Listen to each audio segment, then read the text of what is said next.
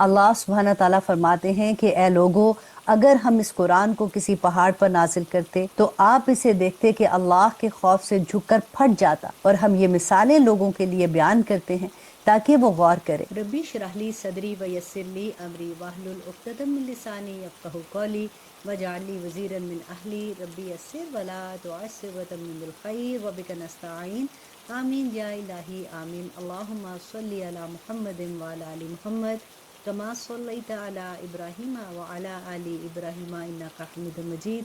अल्लाहुम्मा बारिक अला मुहम्मदिन व अला आलि मुहम्मद कमा बारकता अला इब्राहीम व अला आलि इब्राहीम इन्नका हमीदुम मजीद। सल्लल्लाहु अला हबीबिही सय्यदिना मुहम्मदिन व आलिहि वसल्लम। अस्सलामु अलैकुम व रहमतुल्लाहि व बरकातुहू। आज इंशाल्लाह जी हम अपने 5वें पारे का आगाज़ करेंगे, क्योंकि जो 4th पारा था ना उसी के एंड से, क्योंकि जो बात हम वहाँ पे ख़त्म हुई थी वो एक्चुअली आगे भी जारी है। और पूरा 5वां पारा में भी हम सूरत अन-निसा ही पढ़ेंगे। एक और मज़े की बात यह है कि कुरान में रिजाल के बारे में कोई सूरत नहीं है, मतलब मर्दों के बारे में कोई सूरत नहीं है, औरतों के बारे में है। और वो भी ऐसी सूरत जिसमें औरत के हकूक़ बयान किए गए हैं। अब बहुत ही प्यारी सूरा है, इंशाल्लाह स्टार्ट करते हैं। आऊज़ु बिल्लाहि मिनश शैतानिर रजीम, बिस्मिल्लाहिर रहमानिर रहीम। आयत नंबर 24। नीज़ वो औरतें तुम पर हराम है जो दूसरे शोहरों के निकाह में हो, अलबत्ता जो कनीज़ें तुम्हारी मलकियत में आ जाएं वो इससे मुस्तस्ना है। अल्लाह ने ये अहकाम तुम पर फ़र्ज़ कर दिए हैं। इन औरतों को छोड़कर तमाम औरतों के बारे में ये हलाल कर दिया गया है कि तुम अपना माल बतौर महर खर्च करके उन्हें अपने निकाह में लाना चाहो, बशर्त कि तुम इनसे बाकायदा निकाह का रिश्ता कायम करके इफ़्फ़त हासिल करो, सिर्फ शहवत निकालना मकसूद ना हो। चनाचे जिन औरतों से निकाह करके तुमने लुत्फ उठाया हो उनको उनका वो महर अदा करो जो मुकर्रर किया गया हो। अलबत्ता जो महर मुकर्रर करने के बाद भी जिस कमी बेशी पर तुम आपस में राजी हो जाओ, इसमें तुम पर कोई गुनाह नहीं है। यकीन रखो कि अल्लाह हर बात का इल्म भी रखता है और हिकमत का भी मालिक है। और तुम में से जो लोग इस बात की ताकत ना रखते हों कि आज़ाद मुसलमान औरतों से निकाह कर सकें, तो वो इन मुसलमान कनीज़ों में से किसी से निकाह कर सकते हैं जो तुम्हारी मलकियत में हो। और अल्लाह को तुम्हारे ईमान की पूरी हालत खूब मालूम है। तुम सब आपस में एक ही जैसे हो, लिहाजा इन कनीज़ों से उनके मालिकों की इजाज़त से निकाह कर लो और उनको कायदे के मुताबिक उनके महर अदा करो, बशर्त कि इनसे निकाह का रिश्ता कायम करके उन्हें पाक दामन बनाया जाए। ना वो सिर्फ शहवत पूरी करने के लिए कोई नजायज़ काम करें और ना खुफिया तौर पर नजायज़ आशनाई पैदा करें। फिर जब वो निकाह की हिफाजत में आ जाएं और उसके बाद किसी बड़ी बेहयाई यानी जना का इर्तिकाब करे तो उन पर इस सज़ा से आधी सज़ा वाजिब होगी जो गैर शादीशुदा आज़ाद औरत के लिए मुकर्रर है। ये सब यानी कनीज़ों से निकाह करना तुम में से उन लोगों के लिए है जिनको निकाह ना करने की सूरत में गुनाह में मुब्तला होने का अंदेशा हो, और अगर तुम सब्र ही किए रखो तो ये तुम्हारे लिए बहुत बेहतर है। और अल्लाह बहुत बख्शने वाला और बड़ा ही मेहरबान है। और आयत नंबर 26 अल्लाह सुब्हानहू व तआला फरमाते हैं कि अल्लाह चाहता है कि तुम्हारे लिए अहकाम की वजाहत कर दे और जो नेक लोग तुमसे पहले गुजरे हैं तुमको उनके तौर तरीकों पर ले आए और तुम पर रहमत के साथ तवज्जो फरमाए। और अल्लाह हर बात को जानने वाला भी है, हिकमत वाला भी है। अल्लाह तो चाहता है कि तुम्हारी तरफ तवज्जो करे, और जो लोग नफसानी ख्वाहिशात के पीछे लगे हुए हैं वो चाहते हैं कि तुम राह रात से हटकर बहुत दूर जा पड़ो। अल्लाह चाहता है कि तुम्हारे साथ आसानी का मामला करे, और इंसान तो कमजोर पैदा हुआ है। ऐ ईमान वालो, आपस में एक दूसरे के माल नाहक तरीके से ना खाओ, इल्ला ये कि तुम्हारी तजारत बाहमी रजामंदी से हो, और अपने आप को कत्ल ना करो। यकीन जानो कि अल्लाह तुम सब पर मेहरबान है। और आयत नंबर 30, और जो शख्स ज्यादती और जुल्म के तौर पर ऐसा करेगा तो हम उसको आग में दाखिल करेंगे, और ये बात अल्लाह के लिए बिल्कुल आसान है। अगर तुम उन बड़े बड़े गुनाहों से परहेज करो जिससे तुम्हें रोका गया है तो तुम्हारी छोटी बुराइयों का हम खुद कफारा कर देंगे और तुमको एक बाइज्जत जगह दाखिल करेंगे। और जिन चीजों में हमने तुमको एक दूसरे पर फौकियत दी है उनकी तमन्ना ना करो। मर्द जो कुछ कमाई करेंगे उनको इसमें से हिस्सा मिलेगा, और औरत जो कुछ कमाई करेगी उनको उसमें से हिस्सा मिलेगा। और अल्लाह से उसका फजल मांगा करो, बेशक अल्लाह हर चीज को खूब जानने वाला है। आयत नंबर 33, और हमने हर उस माल के कुछ वारिस मुकर्रर किए हैं जो वालिदैन और करीब तरीन रिश्तेदार छोड़कर जाएं, और जिन लोगों ने तुम में से कोई अहद बांधा हो उनको उनका हिस्सा दो, बेशक अल्लाह हर चीज का गवाह है।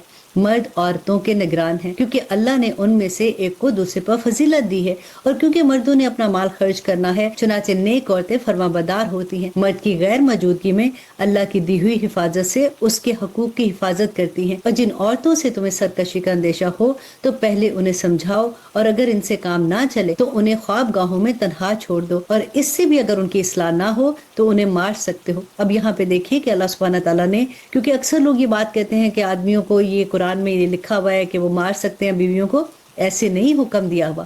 یہاں پہ پہلے کیا تھا کہ اگر وہ عورت جو بے حیائی کا کام کرتی ہے، فحاشی کرتی ہے، وہ اس لیول کا گناہ کرتی ہے، تو پھر بھی یہ تیسرے درجے پہ ہے کہ کس طرح سے اس کو سمجھائے، پھر بستر علیحدہ کر لے، پھر اس کو سمجھائے، پھر بھی اگر وہ نہیں مانتی تو یہاں پہ ایک بات یہ غور کیجئے کہ اللہ سبحانہ تعالیٰ یہ نہیں چاہتے کہ گھر ٹوٹے، کہ کسی طرح سے بھی اگر عورت کو یہ سمجھ آ جاتی ہے جو گناہ کا ارتکاب کرتی ہے تو وہ اپنے گناہ سے باز آ جائے۔ اور آیت نمبر 34، پھر اگر وہ تمہاری بات مان لے تو ان کے خلاف کارروائی کا کوئی راستہ تلاش مت کرو، یقین رکھو کہ اللہ سب کے اوپر سب سے بڑا ہے، اور اگر تمہیں میاں بیوی کے درمیان پھوٹ پڑنے کا اندیشہ ہو تو ان کے درمیان فیصلہ کرانے کے لیے ایک منصف مرد کے خاندان میں سے اور ایک منصف عورت کے خاندان میں سے بھیج دو۔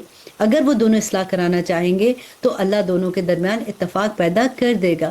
بے شک اللہ کو ہر بات کا علم اور ہر بات کی خبر ہے، اور اللہ کی عبادت کرو اور اس کے ساتھ کسی کو شریک مت ٹھہراؤ، اور والدین کے ساتھ اچھا سلوک کرو۔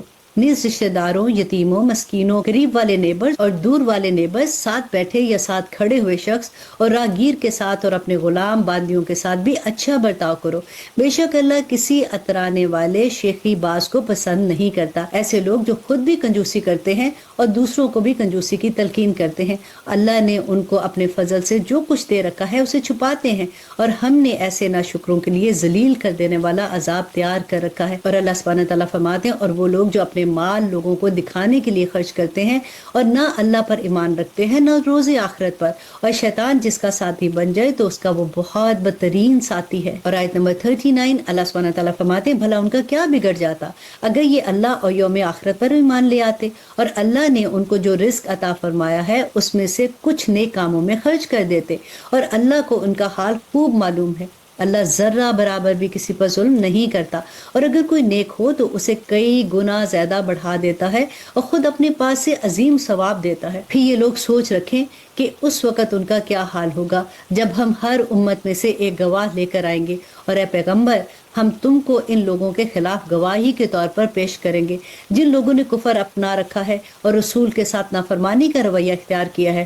اس دن وہ تمنا کریں گے کہ کاش انہیں زمین میں دھنسا کر برابر زمین کر دی جائے، اور وہ اللہ سے کوئی بات تو چھپا ہی نہیں سکیں گے۔ اور آیت نمبر 43، اے ایمان والو، جب تم نشے کی حالت میں ہو تو اس وقت تک نماز کے قریب بھی نہ جانا۔ اب یہاں پہ دیکھیے یہ شراب کا سیکنڈ حکم ہے جو میں نے آپ کو بتایا تھا نا کہ تھرڈ ٹائم حرام کی گئی تھی، اب یہاں پہ سیکنڈ حکم ہے کہ جب تم نشے کی حالت میں ہو تو اس وقت تک نماز کے قریب بھی نہ جانا جب تک تم جو کچھ کہہ رہے ہو اسے سمجھنے نہ لگو، اور جنابت کی حالت میں بھی جب تک غسل نہ کر لو نماز جائز نہیں ہے، الا یہ کہ تم مسافر ہو اور پانی نہ ملے تو تیمم کر کے نماز پڑھ سکتے ہو، اور اگر تم بیمار ہو یا سفر پر ہو یا تم میں سے کوئی قضائے حاجت کی جگہ سے آیا ہو یا تم نے عورتوں کو چھوا ہو، پھر تم کو پانی نہ ملے تو پاک مٹی سے تیمم کر لو اور اپنے چہرے اور ہاتھوں کا اس مٹی سے مسح کر لو، بے شک اللہ بڑا معاف کرنے والا اور بخشنے والا ہے۔ جن لوگوں کو کتاب یعنی تورات کے علم میں سے ایک حصہ دیا گیا تھا، کیا تم نے ان کو نہیں دیکھا کہ وہ کس طرح گمراہی مول لے رہے ہیں؟ وہ چاہتے ہیں کہ تم بھی راستے سے بھٹک جاؤ، اور اللہ تمہارے دشمنوں کو خوب جانتا ہے، اور رکھوالا بننے کے لیے بھی اللہ کافی ہے اور مددگار بننے کے لیے بھی اللہ کافی ہے۔ اور آیت نمبر 46، یہودیوں میں سے کچھ وہ ہیں جو تورات کے الفاظ کو ان کے موقع محل سے ہٹا ڈالتے ہیں اور اپنی زبانوں کو توڑ مڑوڑ کر اور دین میں تانا زنی کرتے ہوئے کہتے ہیں سمعنا و عصینا اور اسمع غیر مسمع اور رعینا، حالانکہ اگر وہ یہ کہتے کہ سمعنا و اطعنا اسمع و انظرنا تو ان کے لیے بہتر اور راست بازی کا راستہ ہوتا، لیکن ان کے کفر کی وجہ سے اللہ نے ان پر پھٹکار ڈال رکھی ہے، اس لیے تھوڑے سے لوگوں کے سوا وہ ایمان نہیں لاتے ہیں۔ اور آیت نمبر 47، اے اہل کتاب، جو قرآن ہم نے آپ پر نازل کیا ہے جو تمہارے پاس پہلے سے موجود کتاب کی تصدیق بھی کرتا ہے، اس پر ایمان لے آؤ قبل اس کے کہ ہم کچھ چیروں کو مٹا دیں اور ان پر ایسی پھٹکار ڈالیں جیسے پھٹکار ہم نے سبت والوں پر ڈالی تھی، اور اللہ کا حکم ہمیشہ پورا ہو کر رہتا ہے۔